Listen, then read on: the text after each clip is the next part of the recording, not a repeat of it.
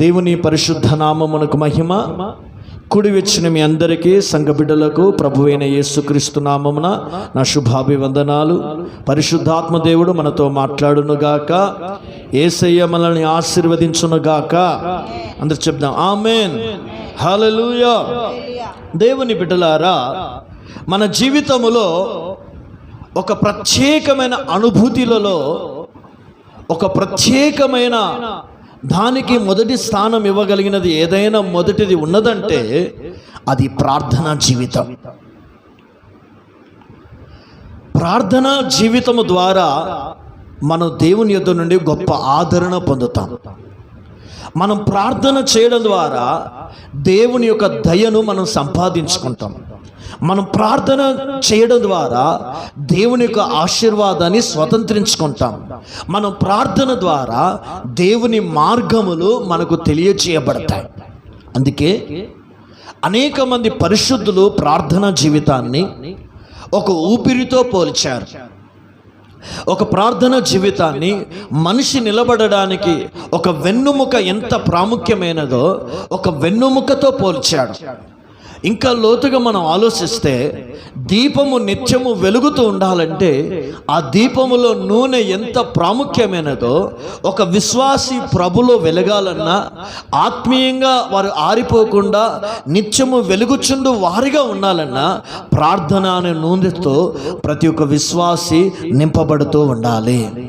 హల్లెలూయా, హల్లెలూయా. అందుకే బైబిల్లో నా యేసుక్రీస్తు ప్రభుల వారు మనకు ఒక మాదిరిగా ఉన్నాడు. ఏ విషయములో తెలుసండి?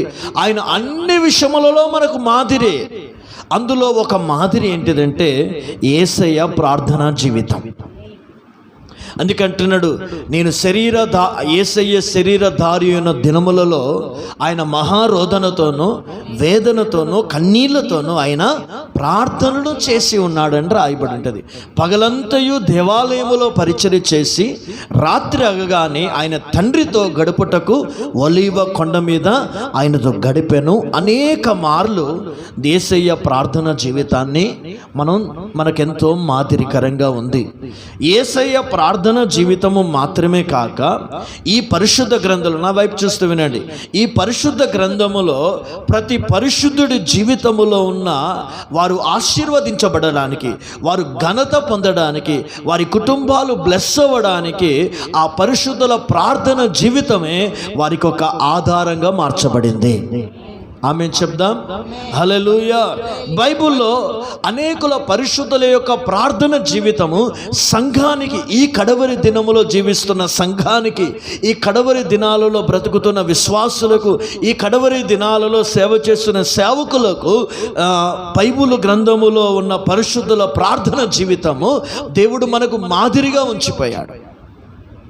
మనకు ఒక సాదృశ్యంగా ఉంచిపోయాడు, ఒక ఛాయగా ఉంచాడు. దేవుని బిడ్డలారా, బైబిల్లో మోషే ప్రార్థన జీవితం మనకు ఒక మాదిరి, ఏలియా ప్రార్థన జీవితం ఒక మాదిరి. ఇంకా చెప్పాలంటే ఏంటిదండి, నెహిమ్యా ప్రార్థన జీవితం ఒక మాదిరి, మొర్దెకై ఎస్తేరు ప్రార్థన జీవితం ఒక మాదిరి, ఇర్మియా ప్రార్థన జీవితం ఒక మాదిరి. అలాగనే బైబిల్లో దావీదు ప్రార్థన జీవితము కూడా ఈ దినమున ఒక సంఘానికి ఒక మాదిరిగా దేవుడు ఉంచాడు. ఆమేన్, హల్లెలూయా. ఈ దేవుని బిడ్డలారా, దావీదు దేవునికి ఇష్టానుసారుడైన మనుషుడనియు, నా ఉద్దేశములని నెరవేర్చువాడనియు దేవుడు అతని గురించి సాక్ష్యం ఇవ్వడానికి, దేవుడు అతని గురించి చెప్పుచున్న ఆ గొప్ప సాక్ష్యము దావీదు గురించి ఇవ్వడానికి, అందులో ఆయనలో ఉన్న గొప్ప అనుభవాలలో ఒక అనుభవం ఏంటిదంటే దావీదు యొక్క ప్రార్థనా జీవితం. హల్లెలూయా, హల్లెలూయా. చూడండి దేవుని బిడ్డలారా, ఒక మాటను నేను ముందుకెళ్ళి మనం ధ్యానం చేద్దాం. కీర్తనల భాగం తీయండి అందరూ, మైక్లో చదువుతారు. కీర్తన 6వ కీర్తన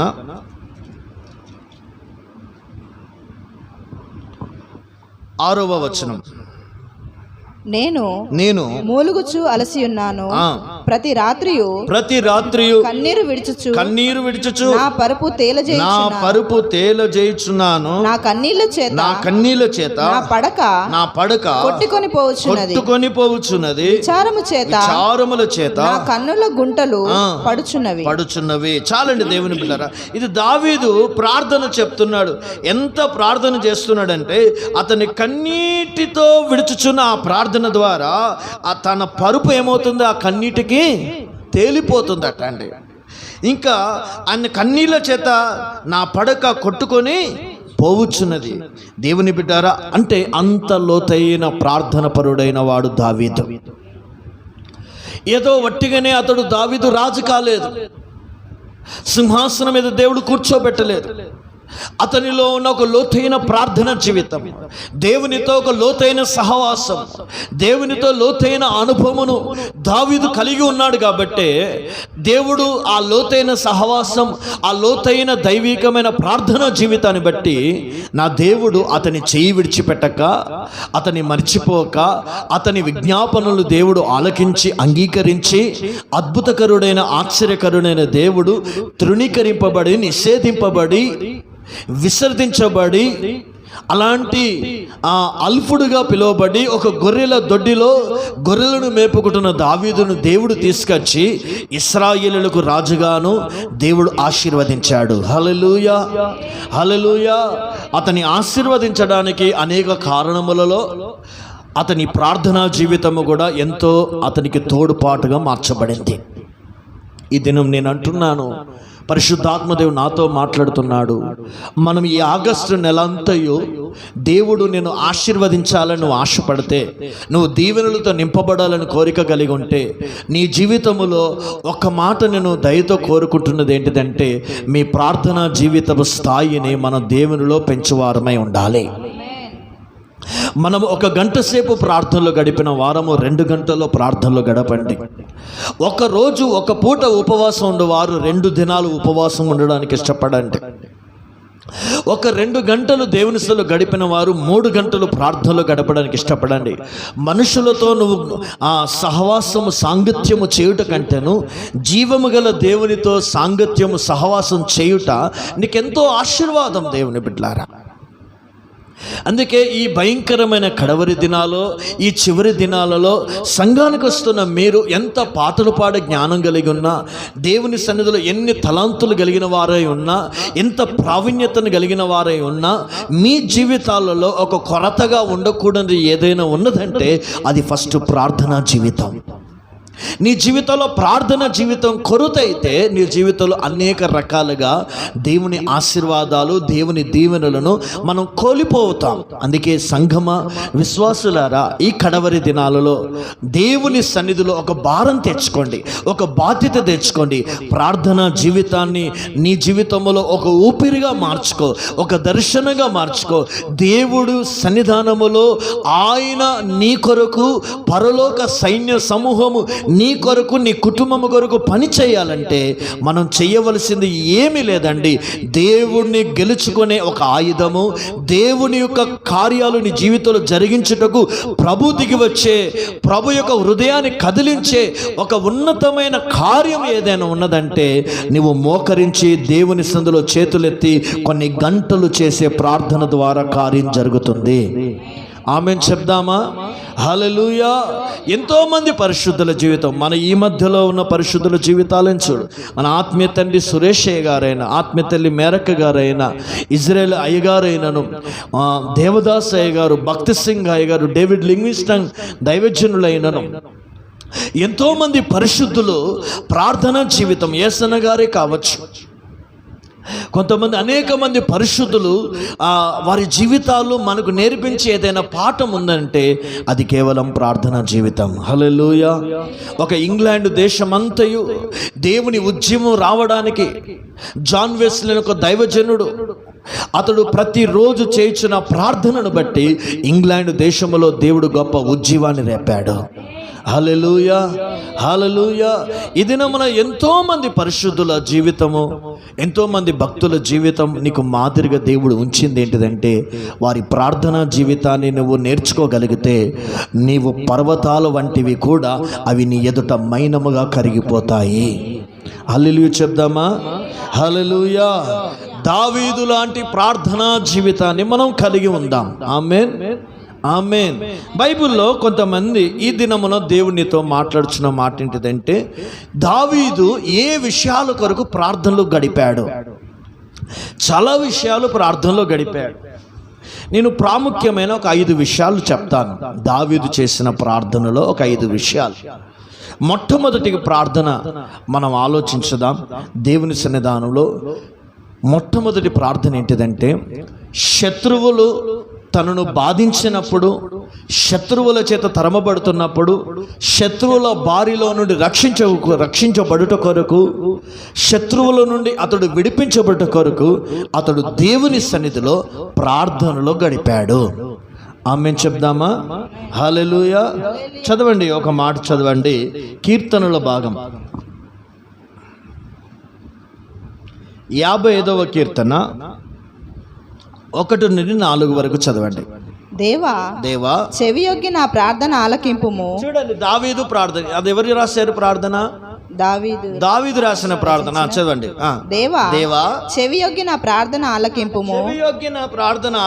నా విన్నపమునకు విముఖుడవై ఉండకుము. నా మనవి ఆలకించి నాకు ఉత్తరమిమ్ము. శత్రువుల శబ్దమును బట్టి, దుష్టుల బలాత్కారమును బట్టి నేను చింతాక్రాంతుడనై విశ్రాంతి లేక మూలుగుచున్నాను. వారు నా మీద దోషము మోపుచున్నారు. ఆగ్రహము గలవారై నన్ను హింసించుచున్నారు. నా గుండె నాలో వేదన పడుచున్నది. మరణ భయము నాలో పుట్టుచున్నది. చూడండి, ఇదంతా దేవుని సన్నిధికి వచ్చి దావీదు ప్రార్థన చేస్తున్నాడు. దేని కొరకు ప్రార్థన చేస్తున్నాడు అంటే, శత్రువుల శబ్దమును బట్టి, వారు చేసే కార్యాలను బట్టి, అతని మీద కలుగుచున్న ఆ శత్రువుల యొక్క దాడులను బట్టి ఏం జరుగుతుంది? అతని గుండె వేదనతో నింపబడింది. మరొకటి, దిగులుతో వణుకుతో నాకు కలుగుచున్నది. మరణ భయమే నాకు పుట్టుచున్నది. ఈ దినమున ఆ శత్రువు చేతి నుండి విడిపించబట్ట కొరకు, ఆ శత్రువుల చేతిలో నుండి అతడు తప్పించబట్ట కొరకు అతడు దేవుని సన్నిధికి వచ్చి ప్రార్థన చేశాడు. హల్లెలూయా, హల్లెలూయా. ఎందుకంటే దేవుని సంఘమ, విశ్వాసులారా, దేవుని సన్నిధానములో మన మీదకి వచ్చే శత్రువులను మనం జయించాలంటే మనం జయించలేం.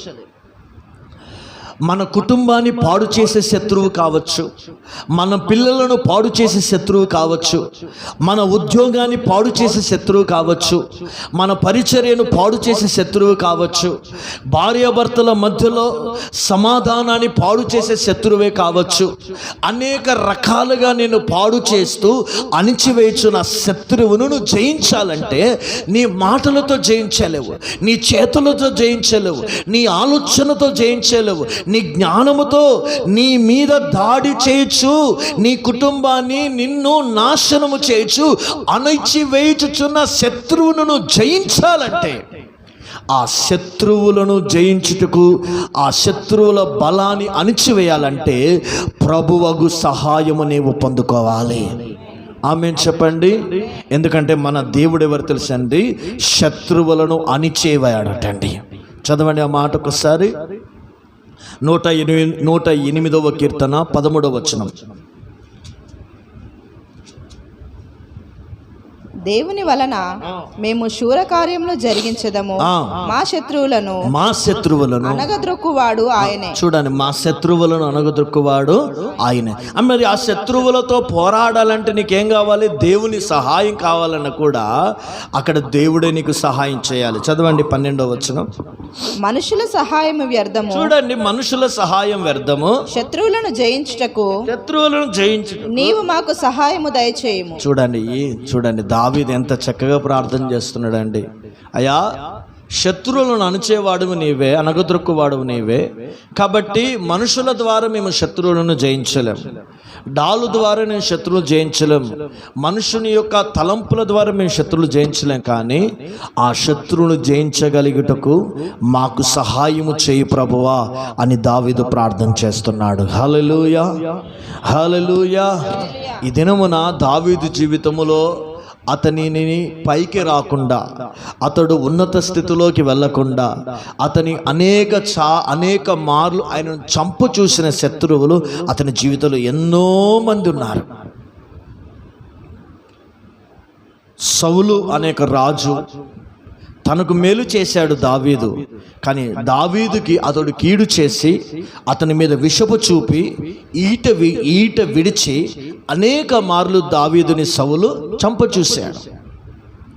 ఆ సౌలు చేతిలో నుండి తప్పించబడుకోవడానికి అనేక మార్లు అరణ్యములో, కొండల్లో, గుహల్లో, అడవులో అతడు బ్రతకవలసిన పరిస్థితి ఏర్పడింది.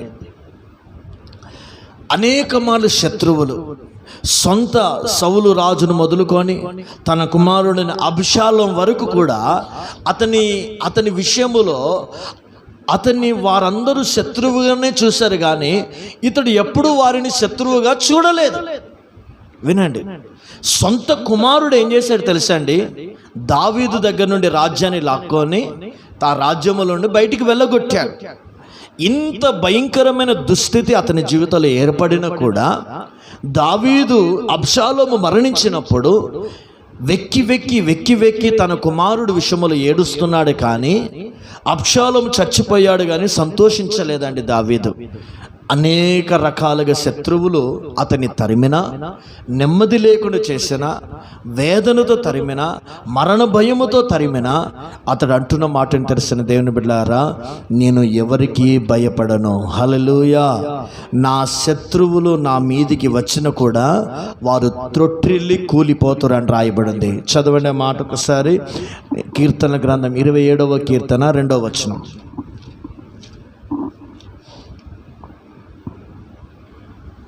నా శరీర మాంసము తినుటకై దుష్టులు నా మీదికి వచ్చినప్పుడు, నన్ను బాధించు శత్రువులు నా మీదికి వచ్చినప్పుడు వారు త్రొట్టిల్లి కూలుదురు. చూడండి, నిన్ను బాధించే శత్రువు, దావీదు మీదికి బాధించే శత్రువు వచ్చినా కూడా వాళ్ళు ఏమవుతారంటే వాళ్ళే తొట్టిల్లి కూలుతారట. ఇంకా అంటాడు దేవుని బిడ్డలారా, 6వ వచనం చదవండి. ఇప్పుడు నన్ను చుట్టుకొని ఉన్న నా శత్రువుల కంటే ఎత్తుగా నా తల ఎత్తబడును. చూడండి, దేవుడు ఎంత అద్భుతం చేసేదాడు. శత్రువుల ఎదుట నీ తలను ఏం చేస్తాడండి? పైకి ఎత్తే దేవుడు అండి. హల్లెలూయా, హల్లెలూయా. ఒక దేవుని సంఘమా, ఇలాంటి శత్రువులందరినీ అతని జీవితములో, అతని బ్రతుకులో, అతని కుటుంబములో అతడు రాజు కాకుండా, అతడు మంచి పరిపాలన చేయకుండా అతని చంప చూడాలనుకున్న ప్రతి శత్రువుని దేవుడు ఏం చేశాడు తెలుసా అండి? హతమార్చాడు. హల్లెలూయా. చూడండి, బైబిల్లో వాక్యం సెలవిస్తుంది, అతనికి శత్రువులు లేకుండా దేవుడు చేశాడట అండి. చదవండి ఆ మాట ఒకసారి. సమూయేలు రాసిన 2వ గ్రంథం 7వ అధ్యాయం 11వ వచనం.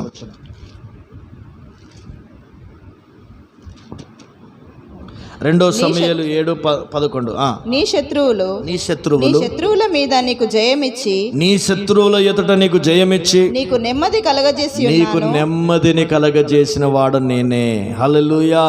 చూడండి, శత్రువు ఉంటే నీకు నెమ్మది ఉంటుందా? చెప్పండి. శత్రువు ఉంటే నెమ్మది ఉండదు.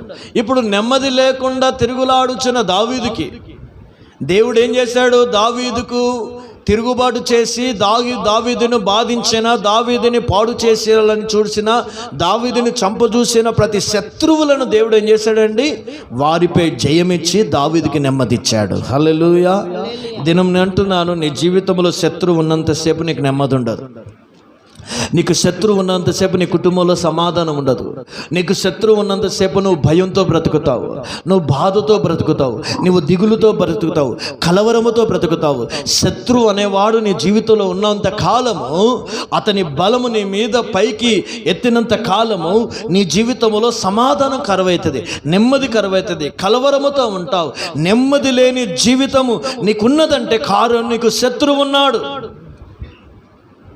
ఇప్పుడు ఆ శత్రువును నువ్వు తరమాలి. నీ కుటుంబంలో నెమ్మది లేకుండా చేస్తున్న శత్రువుని, నీ జీవితంలో నెమ్మది లేకుండా శత్రువుని, నీ బ్రతుకుని పాడు చేస్తున్న శత్రువుని, నీ పిల్లలను పాడు చేసిన శత్రువులను ఇదిగో వారిని తరిమి నువ్వు నెమ్మదితో సమాధానంతో నీ కుటుంబం నింపబడాలంటే శత్రువుతో నువ్వు పోరాడకూడదు, శత్రువుని మాటనకూడదు, శత్రువుకు నువ్వు తీర్పు తీర్చకూడదు. ఆ శత్రువుపై జయము పొందుట కొరకు యేసయ్య మందిరానికి వచ్చి ఆయన సన్నిధికి వచ్చి మోకరించి శత్రువుపై జయము దయచేయమయ్యా, నా శత్రువులపై నీవు పగ తీర్చుకోవయ్యా అని నువ్వు దావీదు వలె ప్రార్థన చేస్తే తప్పకుండా దేవుడు నీకు సహాయం చేస్తాడు. ఆమేన్ చెప్పండి. హల్లెలూయా. ఎందుకు భయపడుతున్నావు శత్రువుని చూసి? భయపడద్దు. ఒక్కొక్కసారి అనిపిస్తుంది సేవను పాడు చేసే శత్రువులను చూస్తే అనాలనిపిస్తుంది, అక్కడ దాకా వచ్చి ఆగిపోయింది. ఎందుకంటే మనం ప్రార్థన చేస్తే దేవుడు వారిని తీర్పు తీరుస్తాడు. ఒక్కొక్కసారి మంచి కుటుంబాలు ఆత్మీయంగా ఎదుగుతూ ఉంటాయి, మంచి పరిచర్య చేస్తూ ఉంటారు. ఆ ఇళ్ళకి వెళ్ళి పిచ్చి పిచ్చి మాటలు మాట్లాడి వారి మైండ్ను వాష్ చేస్తున్నప్పుడు ఒక్కొక్కసారి అనిపిస్తుంది ఆ సైతాను ఆ ఇంట్లోకి వెళ్ళి ఎప్పుడు పోతుందో అని నోటిదాకా వస్తుంది. కానీ ప్రార్థన చేద్దాం, ప్రార్థన చేస్తే ఆ కుటుంబంలో సాతాను శోధన దేవుడు తొలగిస్తాడు. ఎందుకంటే ఒక ఆత్మీయుడు శరీరిగా మారడానికి కారణము, ఒక మంచి విశ్వాసి పడిపోవడం గల కారణము, ఒక మంచి పాటకారుడు, ఆత్మీయుడు, ప్రార్థనపరుడు, స్వస్థత వరం కలిగిన మంచి విశ్వాసులు దేవుని సేవ కొరకు మాత్రమే కాదు వారి కుటుంబాలలో కూడా మంచి విలువలు కలిగిన వారు కూడా పడిపోవడం గల కారణం ఏంటిదంటే వారి మనసును పాడు చేస్తున్న శత్రు కావచ్చు, వారి నోటిని పాడు చేస్తున్న శత్రు కావచ్చు, అనవసరమైన మాటల చేత కాలక్షేపం చేసి వారి ఆత్మీయ జీవితాన్ని కుటుంబాన్ని నాశనం చేస్తున్న శత్రు కావచ్చు. వారందరినీ పడగొట్టడానికి ఒకటే ఆయుధం నీ ఇంటిలో దేవుడిచ్చేది. నువ్వు ప్రార్థన చేయి, నువ్వు విజ్ఞాపన చేయి. నువ్వు ప్రార్థన చేస్తే సౌలుని దావీదు చంపలే. సౌలు ఎలా చచ్చిపోయాడు చెప్పండి? తన కత్తి మీద పడి తానే చచ్చిపోయాడు. అబ్షాలోమును దేవుడు చంపలేదు, దావీదు చంపలేదు. ఆకాశానికి భూమికి మధ్యలో వేలాడి చచ్చిపోయాడు. అంటే దేవుని బిడ్డలారా, అహితోపేలుని దావీదు చంపలే. అతడు పాపం పండినందువలన తనంతటి తాను ఉరేసుకొని ఇంటికెళ్ళి చచ్చిపోయాడు. అంటే నేను అంటున్నాను, నువ్వు ప్రార్థన చేస్తే, నువ్వు విజ్ఞాపన చేస్తే నీ శత్రువుతో నువ్వు పోరాడడం అవసరం లేదు. నీ శత్రువుతో దేవుడు యుద్ధము చేసి నీకు జయమిచ్చి నీకు నెమ్మదినిస్తాడు. ఆమె చెప్పండి. హల్లెలూయా. యెహోషాపాతు రాజు మీదకి 3 దేశాల వారు దండెత్తి వచ్చినప్పుడు వారి మీదకి వెళ్ళుటకు ముందుగా యెహోషాపాతు రాజు ప్రార్థన చేశాడటండి. నీవే నాకు దిక్కు అని ప్రార్థన చేయగా అద్భుతంగా దేవుడు తన సహాయాన్ని పంపించి ఇదిగో యెహోషాపాతు రాజు మీదకి దండెత్తి వచ్చిన శత్రువుల మీద ఇదిగో యెహోషాపాతు రాజుకు విజయం ఇచ్చాడు దేవుడు. హల్లెలూయా. అందరూ చెప్పండి హల్లెలూయా.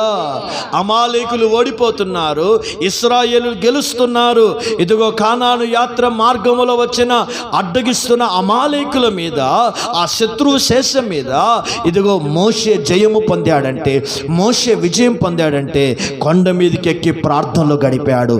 ఆయన కొండ మీదకి ఎక్కి ప్రార్థన చేస్తే చాలు, పరిశుద్ధాత్మ దేవుడు, సర్వశక్తి గల దేవుడే మోషే పక్షమున, మోషే సైన్యం పక్షమున అమాలేకులందరినీ దేవుడు హతం మార్చాడు. ఆమె చెప్పండి హల్లెలూయా. చూడండి దేవుని సంగమా, యెహోషాపాతు రాజు మీదకి ఎంతమంది రాజులు దండెత్తడానికి వచ్చారు? 31 రాజులు వచ్చారండి. 31 రాజులను అతడు జయించడం అతని బలం కాదు, కానీ 31 రాజులను జయించడం కొరకు ఆయన ప్రార్థన చేశాడు. ఆయన ప్రార్థన చేయగా దేవుడు దిగివచ్చి అద్భుతమైన జయము దేవుడు యెహోషువకు దేవుడు అనుగ్రహించాడు. హల్లెలూయా. దేవుడు పగ తీర్చుకున్నంత వరకు దేవుని సన్నిధికి వచ్చి ప్రార్థన చేశాడు. ఇదిగో గిబియోనులో సూర్యుడా నువ్వు ఆగిపో, అయానులో చంద్రుడా నువ్వు నిలిచిపో, శత్రువుల మీద పగ తీర్చుకున్నంత వరకు నీవు నిలిచిపో అని ప్రార్థన చేయగా ప్రకృతి కూడా యెహోషువకు సహకరించింది. నేను అంటున్నాను దేవుని బిడ్డలారా, నువ్వు ప్రార్థన చేయి, నీ శత్రువుల మీద నీకు జయాన్ని దేవుడు ఇవ్వబోతున్నాడు. ఆమె చెప్పండి దేవుని బిడ్డలారా హల్లెలూయా. అప్పులనే శత్రువులు ఉన్నాయా? నువ్వు ప్రార్థన చేయి, నువ్వు జయం పొందుతావు. పిల్లల మీద చెడు తలంపులు, అపవిత్రత ఏదైనా వస్తుందా, వారి కొరకు ప్రార్థన చేయి, నువ్వు జయం పొందుతావు. నీ కుటుంబాన్ని నాశనం చేస్తున్నది ఏదైనా శత్రువు ప్రవేశించాడో నువ్వు ప్రార్థన చేయి, నువ్వు జయం పొందుతావు. నువ్వు ప్రార్థన చేయకపోతే నువ్వు జయం ఎలా పొందుతావు? నువ్వు ఆత్మీయ జీవితాన్ని నేను నలగొడుతున్న అపవాది అయిన శత్రువుని కావచ్చు, సాతాను యొక్క తంత్రములు కావచ్చు, సాతాను యొక్క ఆలోచనలు కావచ్చు, దురాత్మ సమూహాలు కావచ్చు, మాంత్రిక శక్తులే కావచ్చు, చిల్లంగి శక్తులే కావచ్చు, భానుమతి శక్తులే కావచ్చు, నీ కుటుంబాన్ని పాడు చేయాలని చూస్తున్న చేతబడి శక్తులే కావచ్చు, వాటన్నిటిని నువ్వు జయించడం కొరకు నువ్వు మోకరించి ప్రార్థన చెయ్యి. సాతాను శక్తుల తంత్రాల మీద దేవుడు నీ ప్రార్థన ద్వారా నీకే జయమివ్వబోతున్నాడు. ఆమేన్, హల్లెలూయా. ఐగుప్తు దేవతలకు దేవుడు తీర్పు తీర్చి ఇశ్రాయేలులకు జయమిచ్చిన దేవుడు.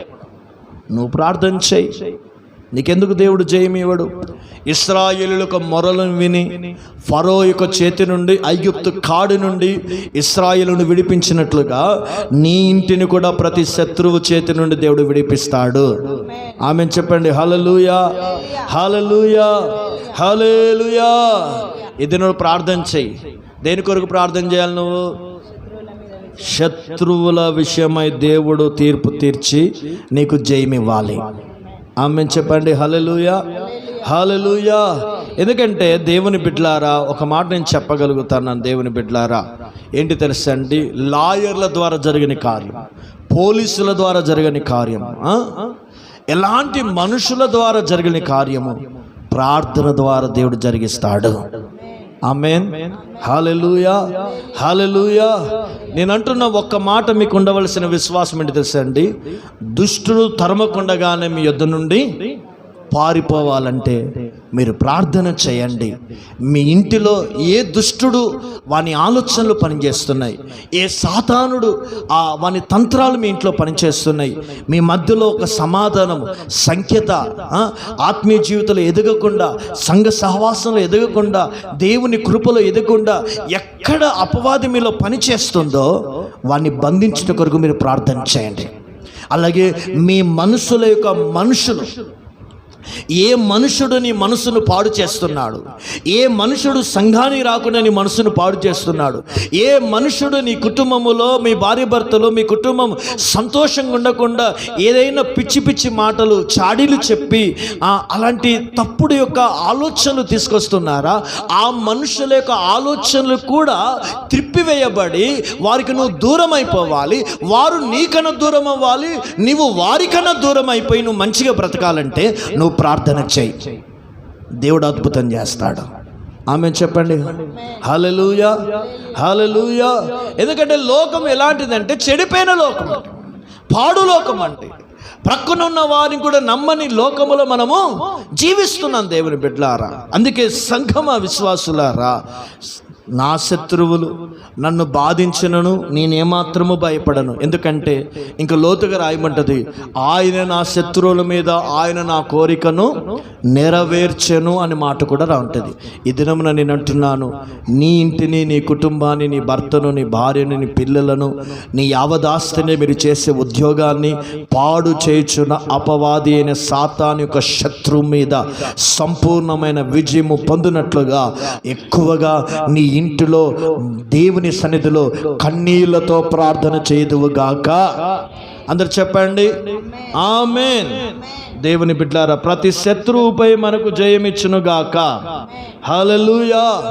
రెండవదిగా దేవుని బిడ్డలారా ప్రార్థన చేయవలసింది సమూయేలుకు రాసిన 2వ గ్రంథం 1వ వచనం 2వ వచనం. 2 సమూయేలు 2వ అధ్యాయము 1వ వచనం 2వ వచనం.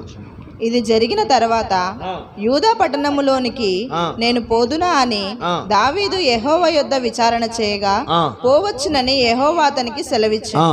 నేను పోవలసిన స్థలమేదని దావీదు మనవి చేయగా హెబ్రోనుకు పొమ్మని ఆయన హెబ్రోనుకు పొమ్మని దేవుడు సెలవిచ్చాడు. అంటే ఇక్కడ వినండి, దావీదు విచారణ చేయగా, ఏంటిదమ్మా కూర్చో, దావీదు ఏం చేశాడండి? విచారణ చేయగా. అంటే విచారం అంటే ఏంటిది? అక్కడ ప్రార్థన చేయగా. అందరు చెప్పండి, నాతో చెప్పండి, దావీదు ప్రార్థన చేయగా.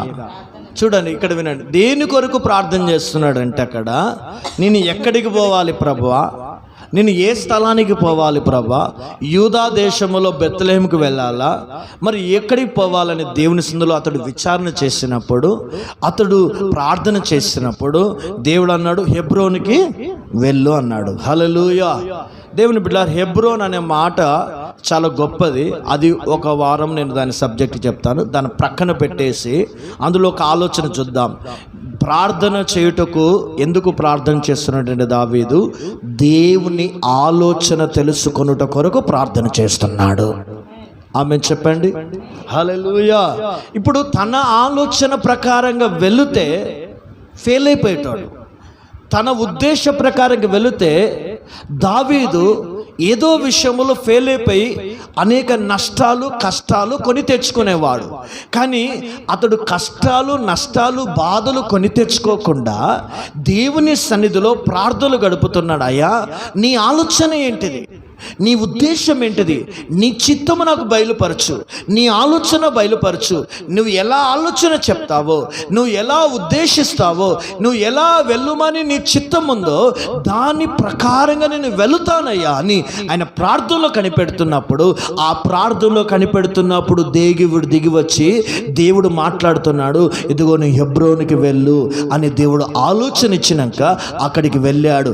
అక్కడికి వెళ్ళినప్పుడు దేవుడు పట్టాభిషేకము, దేవుడు అతన్ని అభిషేకించి రాజుగా దేవుడు ఆశీర్వదించాడు. హల్లెలూయా, హల్లెలూయా. నేను అంటున్నాను, దేవుని ఆలోచన కొరకును ప్రార్థన చేయాలి. నీ కుటుంబం పట్ల దేవుని ఆలోచన నెరవేర్చబడాలి. నీ పిల్లల జీవితంలో దేవుని ఆలోచన నెరవేర్చబడాలి. మనం చేసే ఎక్కడికి వెళ్ళని, పలానా గ్రామానికి వెళ్తున్నామా, పలానా ఊరికి వెళ్తున్నామా, హైదరాబాద్కి వెళ్తున్నామా, బెంగళూరుకి వెళ్తున్నామా, లేకపోతే పలానా జమ్మికుంట ప్రాంతానికి వెళ్తున్నామా, ఓదలికి వెళ్తున్నామా, పలానా శ్రీరాంపూర్ ప్రాంతానికి వెళ్తున్నామా, లేకపోతే ఎవరైనా ఇంటికి వెళుతున్నామా, అది దేవుని ఆలోచననా కాదా? నిజంగా అది దేవుని నడిపింప కాదా, అది దేవుని చిత్తమా కాదా అని నువ్వు ప్రార్థన చేసుకొని, నువ్వు ప్రార్థన పూర్వకంగా దేవుడు నీకు ఆలోచన ఇస్తే అది దేవుని చిత్తమైతే, దేవునికి ఒక ఆత్మ నడిపింపిస్తే, ఆ నడిపింపు ప్రకారంగా నువ్వు ఏ పనికి వెళ్ళినా, ఏ ప్రాంతానికి వెళ్ళినా, ఏ చోటుకి వెళ్ళినా అక్కడ నీకు విజయోత్సవమే జరుగుతుంది. ఆమె చెప్పండి హల్లెలూయా. ఏం కాదు, నా ఆలోచన ప్రకారం వెళ్తాను, నా చిత్త ప్రకారంగా నడుస్తాను, నా ఇష్ట ప్రకారంగా నేను చేస్తానంటే నువ్వు ఫెయిల్ అయిపోతావు, నువ్వు నష్టపోతావు. దేవుని బిడ్డలారా, నువ్వు పాడైపోతావు. నీకు తెలియకుండానే చాలా నష్టము నీ జీవితంలో అనుభవిస్తావు. అందుకే దేవుని సంగమా, మన కష్టమైనా మనకు బాధైనా, మనకిష్టమున ఇష్టము లేకపోయినా దేవుని ఆలోచన ప్రకారంగా, దేవుని నడిపింపు ప్రకారంగా వెళ్ళుట కొరకు నువ్వు ప్రార్థనలో నువ్వు కనిపెట్టాలి, ప్రార్థనలో కనిపెట్టాలి. చూడండి, బైబిల్ వాక్యం సెలవిస్తుంది. దేవుని పిల్లలు యోనా ఉన్నాడు. యోనా ఎక్కడికి వెళ్ళాలనుకున్నాడు? దేవుని ఆలోచన ఏంటిది యోనా పట్ల చెప్పండి, మీకు అందరికి తెలుసు కదా. నినివే పట్టణానికి వెళ్ళడం అనేది దేవుని ఆలోచన. ఆడికి వెళితే నినివే పట్టణ ప్రజలందరూ ఇతడు చెప్పే సువార్తను బట్టి ఆ ప్రాంతము రక్షించబడుతుంది. అది దేవుని ఆలోచన. కానీ ఇతడి ఆలోచన ఏంటిది? యోనా తార్షీషుకు వెళ్ళాలన్నది యోనా ఆలోచన. ఇప్పుడు యోనా మొదట ఏం చేశాడు? తన ఆలోచన ప్రకారంగా వెళ్ళాడా, దేవుని ఆలోచన ప్రకారంగా వెళ్ళాడా? చూడండి చక్కగా వింటున్నారు. తన ఆలోచన ప్రకారంగా వెళ్ళాడు. ఎప్పుడైతే యోనా తన ఆలోచన ప్రకారంగా ఓడ ఎక్కి వెళ్ళినప్పుడు నష్టం కలిగిందా, లాభం కలిగిందా? నష్టం కలిగింది. ఒక్కడే నష్టపోయాడా, అందరికీ నష్టం కలిగించాడా? చూడండి, అంటే నీ ఆలోచన ప్రకారంగా, నీ ఇష్ట ప్రకారంగా నువ్వు వెళితే నువ్వు ఒక్కడవే బాధపడవండి, నీ కుటుంబం నీ ద్వారా బాధపడుతుంది, నీ ఫ్యామిలీ బాధపడుతుంది, నీ సేవకుడు బాధపడతాడు, సంఘం బాధపడుతుంది, చుట్టుపక్కన ప్రజలు బాధపడతారు. నువ్వు నష్టాన్ని కలగజేసిన వ్యక్తిగా నువ్వు మారుతావు. అంటే నీ ఆలోచన ప్రకారంగా నువ్వు వెళితే నీకు అనేక రకాలుగా బాధలే కలుగుతాయి, కానీ నీకు నెమ్మది కలగదు. ఎప్పుడైతే అతను నష్టం కలిగిన తర్వాత అతడు చేపలోకి వెళ్ళిన తర్వాత ప్రార్థనలు గడిపినప్పుడు దేవుని సన్నిధిలో తను చేసిన పాపమును తన దోషమును దేవుని ఎదుట ఒప్పుకొని, దేవువా నీ ఆలోచన ప్రకారం నేను నినివే పట్టణానికి వెళ్తానయ్యా అని తీర్మానం చేసుకున్నాక వెళ్ళాడు. ఎప్పుడైతే దేవుని ఆలోచన ప్రకారంగా రెండవ మారి వెళ్ళినప్పుడు దేవుడు ఎలాంటి అద్భుతం చేశాడు తెలుసండి. అతడు వాక్యం ప్రకటించినప్పుడు నినివే పట్టణపు రాజు, ప్రజలు, అక్కడున్న వారందరూ కూడా మారు మనసు పొంది ఉగ్రత దినము నుండి తప్పించబడ్డ కొరకు వారు దేవుని సన్నిధిలో ఉపవాస ప్రార్థనలో గడిపారు. హల్లెలూయా, హల్లెలూయా. ఇక నేను అంటున్నాను, తన ఆలోచన ప్రకారంగా వెళ్ళినప్పుడు నష్టం కలిగింది, దేవుని ఆలోచన ప్రకారంగా వెళ్ళినప్పుడు పట్టణము రక్షించబడింది. అపోస్తలుడైన పౌలు గారు కూడా అతడు మాసిదోనియా పట్టణానికి వెళ్ళడానికి అతడు రాత్రుల్లో దేవుడు ఒక దర్శనం ఇచ్చాడు. అయ్యా నువ్వు మాసిదోనియా పట్టణానికి వెళ్ళు, ఆ పట్టణంలో సువార్త ప్రకటించని తన ఆలోచన ప్రకారంగా, దేవుని ఆలోచన ప్రకారంగా మాసిదోనియా పట్టణానికి వెళ్ళి అతడు సువార్త ప్రకటించగా అక్కడున్న ప్రజలందరూ రక్షణలోకి వచ్చారు. హల్లెలూయా, హల్లెలూయా. నేను అంటున్నాను, నువ్వు చేసే పనిలో దేవుని ఆలోచన ఉండాలి, దేవుని నడిపింపు ఉండాలి. ఇప్పుడు నేను ఎక్కడికైనా వెళ్ళాలనుకుంటే, దేవుని సేవ చేయాలంటే దేవుని ఆలోచన ప్రకారంగా నేను వెళ్ళాలి. మా పైన అధికారి నాయకుడు ఉంటాడు, నాయకురాలు ఉంటుంది. మరి అక్క వెళ్ళాలా వద్దా? వెళ్ళొద్దు బాబు అంటే వెళ్ళకూడదు, వెళ్ళమంటే వెళ్ళాలి.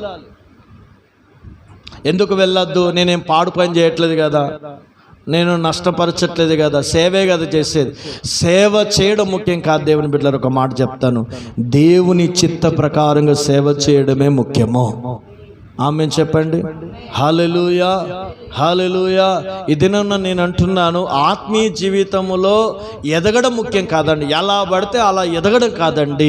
ఒక దైవ చిత్త ఆలోచన పరంగా, దేవుని ఉద్దేశ ప్రకారంగా, దేవుని యొక్క ఆత్మ నడిపి ప్రకారంగా, దేవుడు నీకు ప్రతి ఆదివారం ప్రకటిస్తున్న ఈ ఉన్నతమైన ఉపదేశ ప్రకారంగా, నాయకుల ప్రకారంగా, సంఘ కాపరి యొక్క ఆలోచన ప్రకారంగా, ప్రార్థనలో గడిపినప్పుడు దేవుడిస్తున్న ఆలోచన ప్రకారంగా నువ్వు వెళితే నీ ఆత్మీయ జీవితము క్రమముగా ఉంటుంది, పద్ధతిగా ఉంటుంది. అక్కడ దేవుని సన్నిధి నివాసం చేస్తుంది. ఆమె చెప్పండి. హల్లెలూయా, హల్లెలూయా, హల్లెలూయా. అందుకే లోతు దేవుని ఆలోచన ఏంటిది? లోతు పట్ల కొండల మీదకి పరిగెత్తమని దేవుని ఆలోచన. కానీ లోతు ఆలోచన ఏంటిది? నేను అంత దూరం వెళ్ళను, ఇక్కడున్న సోయారు పట్టణానికి వెళ్ళడం లోతు ఆలోచన. ఇప్పుడు తన ఆలోచన ప్రకారంగా వెళ్ళి లోతు ఏం పొందుకున్నాడండి? చెప్పండి, మీకు అందరూ తెలుసు కదా, నష్టాన్ని పొందుకున్నాడు. ఒకవేళ దేవుని ఆలోచన ప్రకారంగా వెళితే అతడు ఏం పొందుకునేవాడు?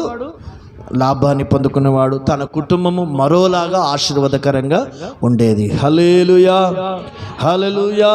ఇప్పుడు దేవుని బిడ్డలారా, ఒక మాట నేను చెప్తా. దేవుని బిడ్డలారా, ఎవరైనా ఆత్మీయులు, ఇప్పుడు రాజన్న గారు, ఏమనుకోకుండా రాజన్న గారు ఉన్నారండి, అతనికి తెలిసిన బంధువులే కావచ్చు, అతని తమ్ముడే కావచ్చు, అతని అన్నే కావచ్చు, లేకుంటే అతని కజిన్ పిల్లలే కావచ్చు. అరే తమ్ముడు, అన్న మీరు తాగకండ్రా, తాగితే మీరు దేవుని సన్నిధి ఉండదు మీ ఇంట్లో, దేవుని ఆశీర్వాదం మీ ఇంట్లో ఉండదు, మీరు ఎంత సంపాదించిన బరకత్ ఉండదురా బాబు, మీ జీవితాలు పాడైపోతాయి, బ్రతకకండి, మీరు అలా జీవించకండి అని ఒక మంచి ఆలోచన చెప్పినప్పుడు, అయ్యో మా అన్న నా గురించే కదా, మా కుటుంబం గురించే కదా, ఇది మంచి ఆలోచన కదా అని చెప్పినప్పుడు ఆ ఆలోచన తీసుకున్న వాళ్ళు ఏమవుతారు? బాగుపడతాడు. అదే నాకు మా అన్న చెప్పుడు ఏంటిది?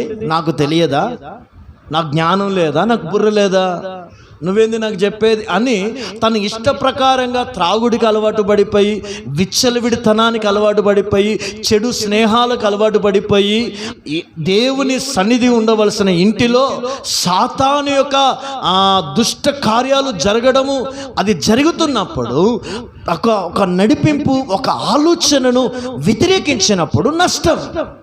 అలాగే అది మా అన్న మా మేలు కొరికే చెప్పారు కదా అని అది ఆలోచన తీసుకొని వెళితే ఆ కుటుంబాలు దీవించబడతాయి. ఆమేన్, హల్లెలూయా. ఎంతో మంది సేవలు, నేను అంటున్నాను, వయసు పెరిగితే పని చేయదు, బుద్ధి పెరగాలట. ఏం పెరగాలి? వయసు పెరిగితే పనిచేయదు, బుద్ధి పెరగాలి. ఈ బుద్ధి పెరిగినప్పుడు ఒక మనిషికి పెద్ద మనసు వస్తుందట, పెద్ద మనిషి వలె మాట్లాడతాడట. హల్లెలూయా, హల్లెలూయా. ఎంతోమంది సేవలు పాడైపోవడానికి, సేవకుని కుమారులు కూడా ఎందుకు పాడైపోతారు, సేవకుని పిల్లలు ఎందుకు పాడైపోతారు, మంచి ఆత్మీయుల కుటుంబాలు ఎందుకు పాడైపోతాయి అంటే దేవుని ఆలోచన తీసి పక్కన పెట్టి వారి ఆలోచన ప్రకారంగా వెళ్ళినప్పుడు దరిద్రత విలయతాండమాడుతుంది. అందుకే సంఘమా, అందుకే దావీదు అలాంటి పని చేయలేదు. దావీదు ఏం పని చేసినా, ఎక్కడికి వెళ్ళాలన్నా, ఏ చేటికి వెళ్ళాలన్నా ప్రభు యొద్ద ప్రార్థన చేసి దేవుని ఆలోచన ప్రకారంగా వెళ్ళేవాడు. కాబట్టి దావీదు వెళ్ళునెల్లా దేవుడు అతనికి జయం అనుగ్రహించాడు. హల్లెలూయా, హల్లెలూయా. కొంచెం లోతుగా వెళ్ళండి దేవుని బిడ్డలారా. దావీదు జీవితంలో 73వ కీర్తన 24.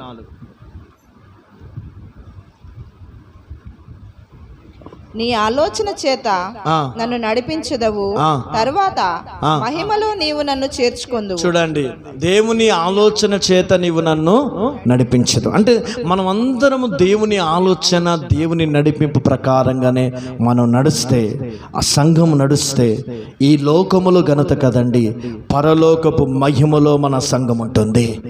ఆమేన్. పరలోక మహిమలో మనం అందరం ఉంటాం దేవుని బిడ్డలారా. దేవుని ఆలోచన ప్రకారంగానే సేవ జరగాలి. దేవుని ఆలోచన ప్రకారంగా సేవకుడైన నేను దేవుని ఆలోచన, ఆత్మీయ నాయకుల ఆలోచన ప్రకారంగా నేను నడవాలి.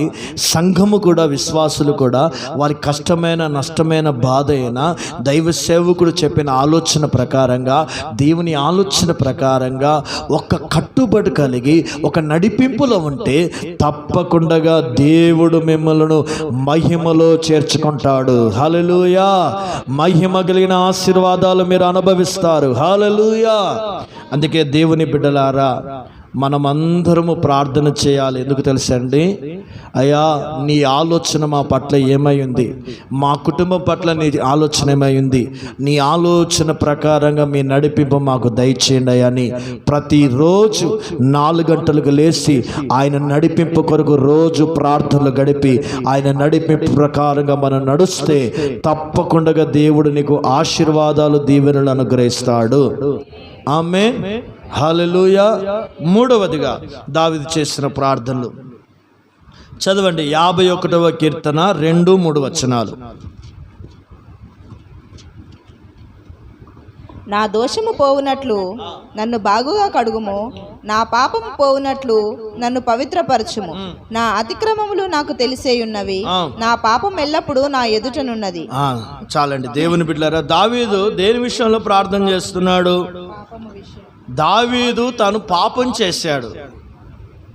దావీదుని దేవుడు హెచ్చించి గణపరిచిన తర్వాత రోజు ప్రార్థన చేయవలసిన దావీదు, యుద్ధానికి వెళ్ళవలసిన యుద్ధానికి వెళ్ళగా మత్తుడే నిద్రపోయిన తర్వాత మిట్ట మధ్యాహ్న వేళలో మేడగది ఎక్కి చూడరాని దృశ్యాన్ని చూసి పాపంలో అతడు పడిపోయాడు. అప్పుడు పడిపోయినప్పుడు నాతాను ప్రవక్త వచ్చి ఆ పాపములో పడిపోయిన దావీదును గద్దించినప్పుడు నిజమేనయ్యా, నేను పాపం చేసి అని అతడు దేవుని సన్నిధిలో ఏం చేశాడు తెలుసా అండి? ఒప్పుకోలు చేస్తున్నాడు. ఆమేన్.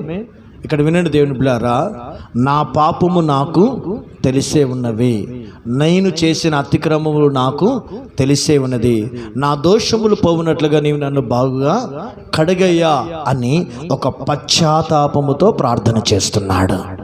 నేను అంటున్నాను, 3వదిగా దావీదు ప్రార్థనలో దేవుడు మనకు నేర్పిస్తున్నది, మనం పాపములు కప్పుకుంటే దేవుని కనికరం పొందాం, మనం పాపములు కప్పుకుంటే క్షమాపణ పొందాం, మనం పాపములు కప్పుకుంటే మనం దేవుని ఆశీర్వాదాన్ని పొందాం.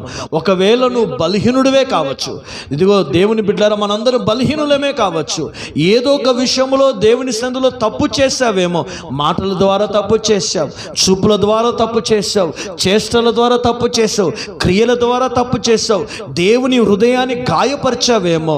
ఇదిగో ఆ పాపములను, ఆ దోషములను, ఆ అతిక్రమములను దేవుని ఎదుట పశ్చాత్తాపపడుతూ ఆయన సన్నిధిలో నీవు చేసిన పాపమును ఒప్పుకొని విడిచిపెడితే తప్పకుండా దేవుడు పోగొట్టుకున్న ప్రతి ఆశీర్వాదమును ఆయన నీకు అనుగ్రహిస్తాడు. హల్లెలూయా, హల్లెలూయా.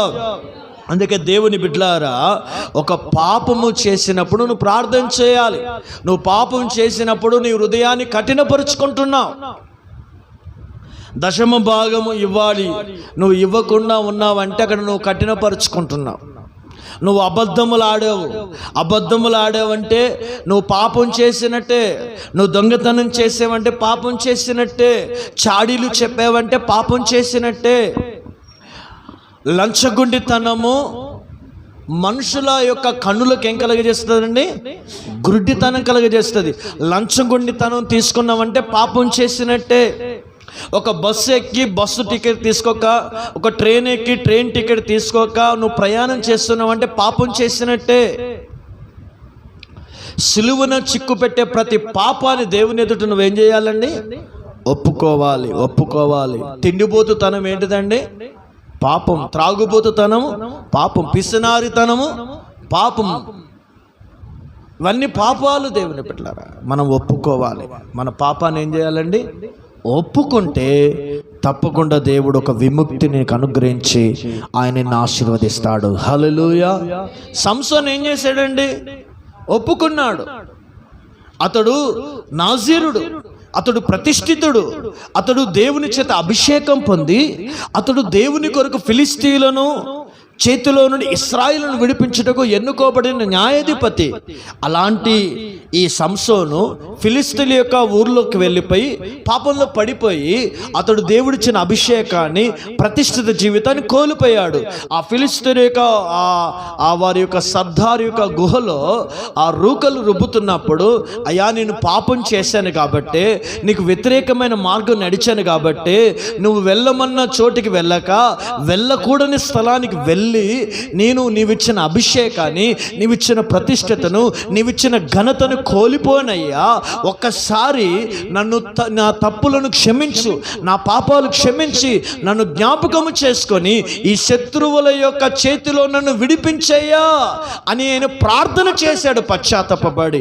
అప్పుడు ఆ పశ్చాత్తాపంతో కూడిన ప్రార్థన దేవుడు ఆలకించి పోగొట్టుకున్న అభిషేకాన్ని దేవుడు సంసోనుకి ఇచ్చి, పోగొట్టుకున్న బలాన్ని సంసోనుకి దేవుడిచ్చి ఫిలిస్తీయుల మీద దేవుడు జయమిచ్చాడు. హల్లెలూయా, హల్లెలూయా. పరిశుద్ధుల పట్టికలలో సంసోను పేరుంటది, కానీ సొలొమోను పేరు అక్కడ ఉండదు. దేవుని బిడ్డలారా, నేను అంటున్నాను, దేవుని బిడ్డలారా, దయతో వేడుకుంటున్నాను, జూలై మాసం వరకు నువ్వు ఎన్నైనా పాపాలు చేసావేమో. భర్తకు తెలియకుండా భార్య కావచ్చు, భార్య తెలియకుండా భర్త కావచ్చు, తల్లిదండ్రులు తెలియకుండా పిల్లలు కావచ్చు, పిల్లలు తల్లిదండ్రులు తెలియకుండా పాపం చేయవచ్చు. ఒకవేళ అందరి కళ్ళు కప్పి నువ్వు మనుషుల ఎదుట పాపం చేసావేమో, దేవుని ఎదుట పాపం చేసావేమో.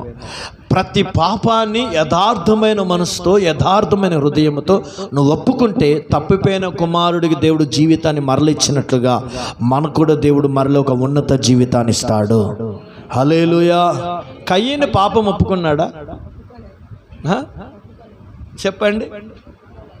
ఒప్పుకోలేదు కాబట్టి ఏమయ్యాడండి? కయ్యను బాగుపడ్డా? అతని మీదికి శిక్ష వచ్చింది, దేశ దిమ్మరి అయ్యాడు. అతని మీదకి 7 అంతల శిక్ష వచ్చిందటండి. దేవుని బిడ్డలారా, నేను అంటున్నాను, ఒకరి వాణి ఎదుట నేను అంటున్నాను, దేవుని బిడ్డలారా, ఒకవేళ నువ్వు తప్పు చేయకపోవచ్చు, నీ మీద పాపము నేరము మోపబడింది. నేను అంటున్నాను, యేసయ్య మీద ఏ నేరం మోపబడింది? అన్యాయపు నేరము ఆయన మీద మోపబడింది. ఆయనకు న్యాయం తీర్చమని కోరాడా యేసయ్య? కోరలేదు. ఆయన మీద అన్యాయపు తీర్పు నందిన కూడా ఆయన న్యాయము కోరలేదు. దేవుని సన్నిధానంలో అలాంటి పరిస్థితులు కూడా మనమున్నా కూడా మనం దేవుని ఎదుట పరిశుద్ధతను కాపాడుకోవాలి. హల్లెలూయా, హల్లెలూయా. ఇదిన సంఘమా విశ్వాసులారా, ఈ దినంలో అనేకులు అన్నీ చేస్తామండి, అన్ని రకాలుగా పనులు చేస్తాం. నీకును దేవునికి మధ్యలో ఏదైనా పాపము అడ్డుగోడలుంటే దేవుడు అన్నాడు, రక్షింపనేరక ఆయన చేతులు కురచకాలేదు, విననేరక ఆయన చెవులు మందగిల్లలేగని. మీ దేవుడు మీ ప్రార్థనలు వినకుండా మీ పాపములు ఆయనకు అడ్డుగా వచ్చాయి. ఆ అడ్డుగా వచ్చిన ప్రతి పాపాన్ని మనం పరిశుద్ధపరుచుకుంటే దేవుడు నిన్ను ఆశీర్వదిస్తాడు. ఆమేన్ చెప్పండి. హల్లెలూయా. ఒకవేళ వాక్యానికి వ్యతిరేకంగా నడిచామేమో, ఆత్మీయ జీవితానికి వ్యతిరేకంగా నడిచామేమో, సంఘానికి, సహవాసానికి, ఉపదేశానికి పరిశుద్ధాత్మ దేవుడు గద్దించిన కొలది ఒకవేళ వ్యతిరేకంగా పాపం చేసావేమో, నీవు ఏ విషయంలో నువ్వు తప్పు చేసినప్పుడు, గద్దించినప్పుడు నువ్వు లోబడక నువ్వు తప్పు చేసావేమో, మరొక్కసారి దేవుడు నిన్ను గద్దిస్తున్నాడు. ఏ విషయంలో నువ్వు పొరపాటు చేసావో ఆ పొరపాటును సరి చేసుకొని సరిదిద్దుకోగలిగితే తప్పకుండా దేవుని నిన్ను ఆశీర్వదిస్తాడు. ఆమేన్, ఆమేన్. నాలుగోదిగా చదవండి దావీదు చేస్తున్న ప్రార్థనలు. సమూయేలుకు రాసిన 2వ పత్రిక 7వ అధ్యాయము 29వ వచనం చదవండి. సమూయేలుకు రాసిన 2వ గ్రంథం 7వ అధ్యాయం 29వ వచనం. దయచేసి నీ దాసుడనైన నా కుటుంబము నిత్యము నీ సన్నిధిని ఉండినట్లుగా దానిని ఆశీర్వదించుము. యెహోవా నా ప్రభువా, నీవు సెలవిచ్చి ఉన్నావు, నీ ఆశీర్వాదము నుండి నా కుటుంబము నిత్యము ఆశీర్వదింపబడును గాక. హల్లెలూయా. నాలుగోదిగా దావీదు దేని కొరకు ప్రార్థన చేశాడు? కుటుంబము కొరకు ప్రార్థన చేస్తున్నాడు. ఏమని ప్రార్థన చేస్తున్నాడంటే, నిత్యము నీ సన్నిధిలో నా కుటుంబం ఉండాలి అని ప్రార్థన చేస్తున్నాడు. హల్లెలూయా. ఇది నేను అంటున్నాను, నీ కుటుంబము లోకములో ధనవంతులు కాకపోవచ్చు, నీ పిల్లలు గొప్పవారు కాకపోవచ్చు, గొప్ప విద్యావంతులు కాకపోవచ్చు, ఒక ఉన్నతమైన స్థితి మీ కుటుంబంలో లేకపోవచ్చు, కానీ మీ కుటుంబము, నేను అనుకుంటున్నాను పరిశుద్ధాత్మ దేవుడు మీతో మాట్లాడుతున్నాడు, మీ కుటుంబం లోకములో ఉన్న ఏ ఘనత మీకు లేకపోవచ్చు, ఏ వైభోగం మీ ఇంట్లో లేకపోవచ్చు, కానీ దేవుని సన్నిధిలో ఉండే కుటుంబముగా మన కుటుంబాలు ఉండాలి. ఆమేన్ చెప్పండి. హల్లెలూయా, హల్లెలూయా. నిత్యము దేవుని సన్నిధిలో నా కుటుంబం ఉండాలయ్యా. నిత్యము నీ సన్నిధిలో పరిచర్య చేసే కుటుంబముగా నా కుటుంబం ఉండాలి. నా కుటుంబము దేవుని మందిరములో గడిపే కుటుంబంగా ఉండాలి. నీ సన్నిధిలో ప్రార్థన చేసే కుటుంబంగా ఉండాలి. నీ సన్నిధిలో ఆరాధన చేసే కుటుంబంగా ఉండాలి. నీ సన్నిధిని, నీ మహిమను అనుభవించే కుటుంబముగా ఉండాలి. నీ సన్నిధిలోనే నా కుటుంబం ఉండునట్లుగా, నిత్యము నీ సన్నిధిలో ఉండునట్లుగా, నిత్యము నీ సన్నిధిలో గడుపునట్లుగా, నిత్యము నీ సన్నిధిలోనే జీవించినట్లుగా నా కుటుంబాన్ని దీవించయ్యా అని ప్రార్థన చేస్తున్నాడు. ఆమేన్, హల్లెలూయా. ఎందుకు దేవుని సన్నిధిలో ఉండాలని ప్రార్థన చేస్తున్నా తెలుసండి? దేవుని సన్నిధిలో ఉన్న కుటుంబమే రేపు పరలోకపు సన్నిధిలో ఉంటుంది. పరలోకపు సన్నిధిలో ఉండే కుటుంబం ఏంటిదంటే, ఇక్కడ దేవుని సన్నిధిలో ఉన్న కుటుంబం. అంత మాత్రం కాదు, దేవుని సన్నిధిలో ఉన్న కుటుంబానికి సంపూర్ణ సమాధానం ఉంటుంది, సంపూర్ణ సంతోషం ఉంటుంది, సంపూర్ణ నెమ్మదిని మనం అనుభవించగలుగుతాం. హల్లెలూయా. సాతాను యొక్క దాడులో నుండి, సాతాను యొక్క చేతిలో నుండి, సాతాను యొక్క ఆలోచనలో నుండి మన కుటుంబం కాపాడబడాలంటే మన కుటుంబం దేవుని సన్నిధిలో ఉండాలి. హల్లెలూయా, హల్లెలూయా. అందుకంటాడు, యోబు దేని కొరకు ప్రార్థన చేస్తున్నాడు? ఎల్లప్పుడూ తన కుటుంబం కొరకు ఏం చేస్తున్నాడండి? ప్రార్థన చేస్తున్నాడు. చదవండి మాట. యోబు గ్రంథం 1వ అధ్యాయము 4వ వచనమును చదవండి. అతని కుమారులందరూ వంతుల చొప్పున అనుదినము ఒకరికొకరు తమ తమ ఇండ్లలో విందు చేయనై కూడినప్పుడు తమ ముగ్గురు అక్క చెల్లెండ్లను తమతో కలిసి అన్నపానములు పుచ్చుకొనవలెనని వారిని పిలిపించుచూ వచ్చిరి. వారి వారి విందు దినములు పూర్తి కాగా యోబు తన కుమారులు పాపము చేసి తమ హృదయములలో దేవుని దూషించిరేమో అని వారిని పిలువనంపించి వారిని పవిత్రపరిచి అరుణోదయంలో లేచి వారిలో ఒక్కొక్కరి నిమిత్తమై దహన బలి అర్పించుచు వచ్చెను. చూడండి, ఎవరి కొరకు దహన బలులు అర్పించుచు వచ్చెను? తన కుటుంబము కొరకు తన పిల్లలు పాపం చేశారేమో అని దేవుని సన్నిధిలో రోజు ఏం చేస్తున్నాడండి? ప్రార్థన చేస్తున్నాడు. అయ్యా, నా పిల్లలను క్షమించు, నా పిల్లలను పరిశుద్ధపరిచి నీ సన్నిధులను ఆశీర్వాదాలకు, నీ సన్నిధులను దీవెనలకు, నీ సన్నిధులను మేలులకు నా పిల్లలను దూరం చేయకు. నా పిల్లలు నీ ఉగ్రత పాలు కాకూడదయ్యా. నా కుటుంబము నీ ఉగ్రత నుండి తప్పించయ్యా. నీ ఎదుట పాపం చేసి నీ ఉగ్రతతో నా కుటుంబం ఉండకూడదయ్యా అని తన కుటుంబము కొరకు ప్రార్థన చేస్తున్నాడు. ఈ దినంలో విశ్వాసులైన మీరు, విశ్వాసులైన సంఘ బిడ్డలైన మీ కుటుంబాల కొరకు మీరు ప్రార్థన చేయండి. నా కుటుంబము నీ సన్నిధిలో ఉండాలయ్యా, నా భర్త నీ సన్నిధిలో ఉండాలయ్యా, నా పిల్లల్ని సన్నిధిలో ఉండాలయ్యా. బెత్తముతో కొట్టాలి, బెత్తముతో వాడని వాడు తండ్రికి విరోధి అంటున్నాడు. దేవుని బిడ్డలారా, నువ్వు ఏమి పెట్టినా ఏమి చేయకున్నా ఫస్ట్ దేవుని సన్నిధిలో ఉండాలి. ఫస్ట్ మన పిల్లలు బైబిల్ చదవాలి, ఫస్ట్ మన పిల్లలు ప్రార్థన చేయాలి, మన పిల్లలు పాటలు పాడాలి, మన పిల్లలు దేవుని సన్నిధిలో ఆనందించాలి. వారి ముఖం మీద దేవుని మహిమ ఉండాలి ఎల్లప్పుడు. వారి ప్రాణాత్మ శరీరంలో దేవుని కాపుదల ఉండాలంటే వారు ఎక్కడ ఏ పాపంలో పడిపోకూడదు. ఇప్పుడు చూస్తే పిల్లలు ఏమవుతున్నారు?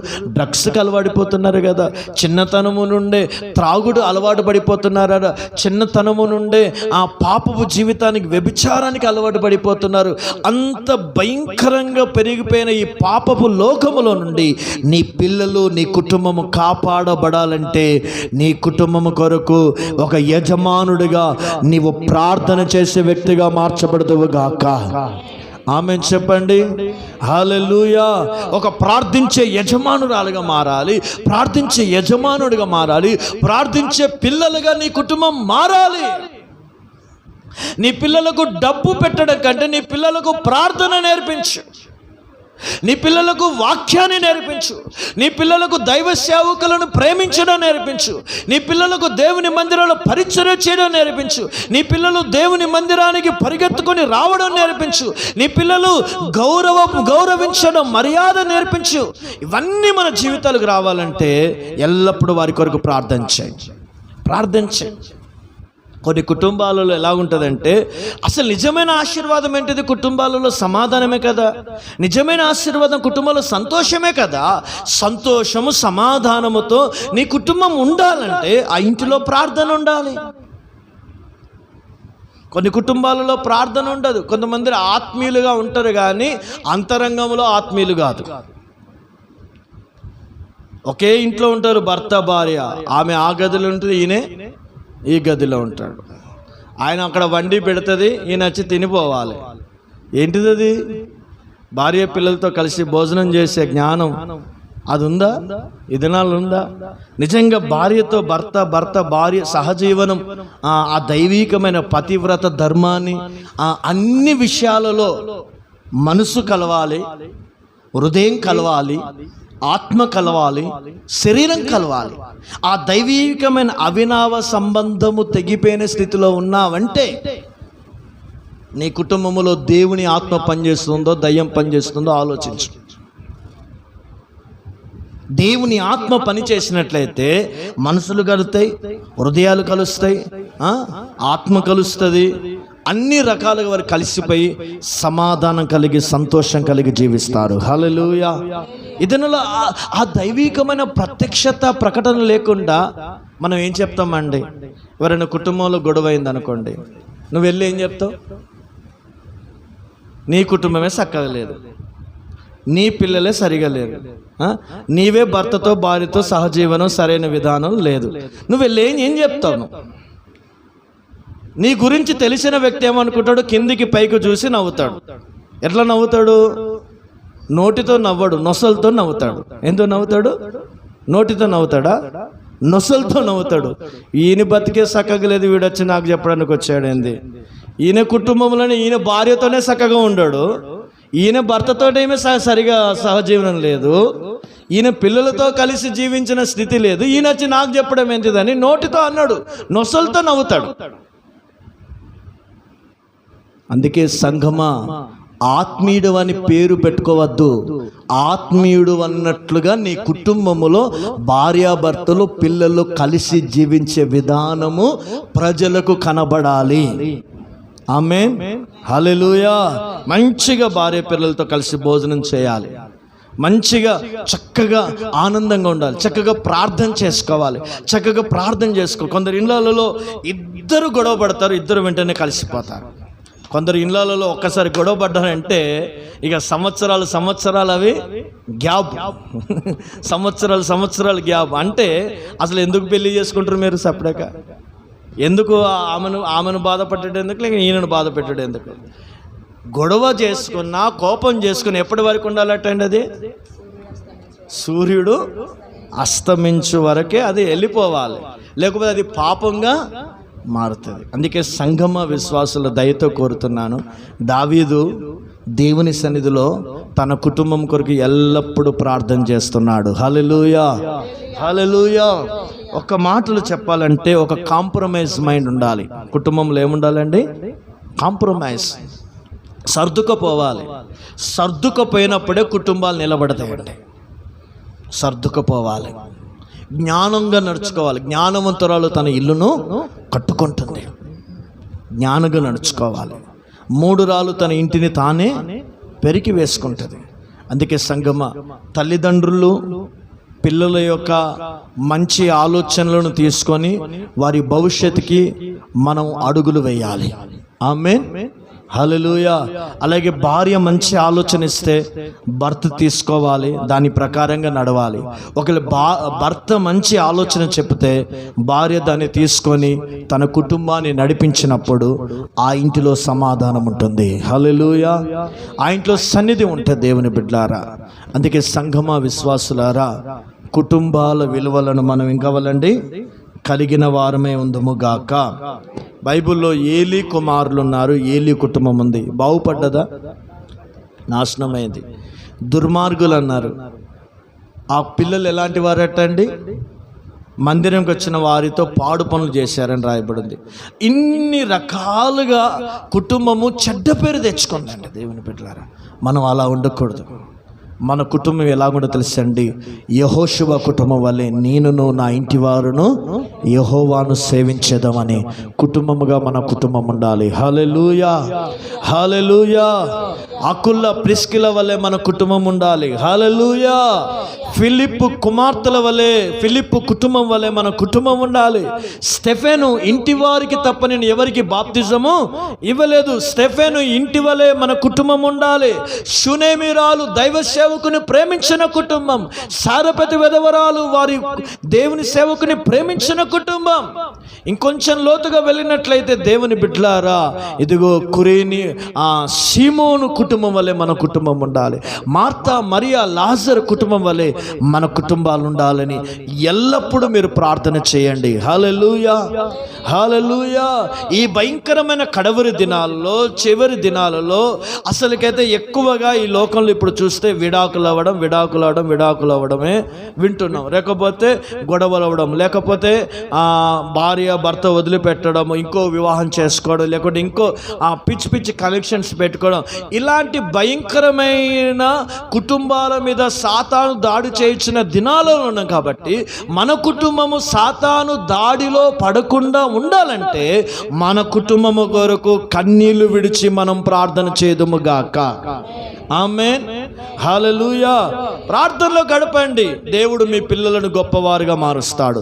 ప్రార్థన చేయండి, మీ భర్తకు ఉద్యోగాలను ఇస్తాడు. ప్రార్థన చేయండి, మీ ఇంట్లో సమృద్ధిని ఇస్తాడు. ఆర్థిక సమృద్ధి, ఆత్మీయ సమృద్ధి, అన్ని రకాల సమృద్ధితో మీ కుటుంబం నింపబడాలంటే దావీదు వలె కుటుంబం కొరకు ప్రార్థనలో గడిపే ప్రత్యక్షత మనం కలిగి ఉందుముగాక.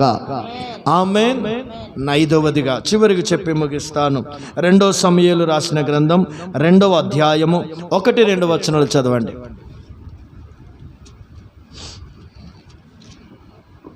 ఇది జరిగిన తర్వాత యూదా పట్టణములోనికి నేను పోదునా అని దావీదు యెహోవా యొద్ద విచారణ చేయగా పోవచ్చునని యెహోవా అతనికి సెలవిచ్చాను. నేను పోవలసిన స్థలమేదని దావీదు మనవి చేయగా హెబ్రోనుకు పొమ్మని ఆయన సెలవిచ్చాడు. 2వ అధ్యాయం 2 సమూయేలు 21:1-2 వచనాలు.